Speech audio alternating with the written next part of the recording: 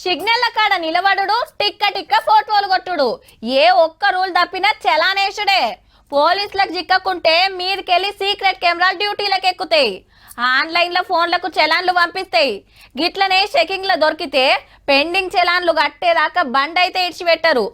అందుకే ట్రాఫిక్ వాళ్ళని చూస్తే చాలా మంది తిట్టుకుంటారు, మా పర్సులు ఖాళీ చేస్తారు, మా పైకం గుంజుతారు అని.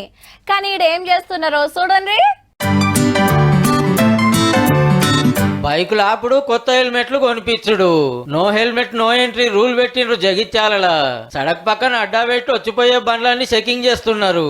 నెత్తికి చిప్ప తలిగిస్తే ఏం లేదు, లేదంటే హెల్మెట్ పెట్టినాకనే బండి కిక్కు కొట్టాలి.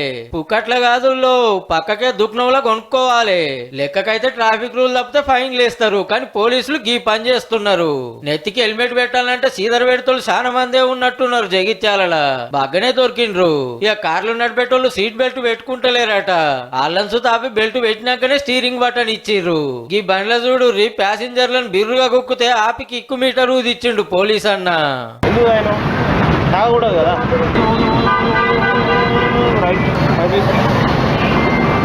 టెస్టులో 32 పాయింట్లు దాటితే కేసు, ఒక్క పెగ్గే వేసిండేమో మరి. ఇప్పటికైతే బజాయించిండు.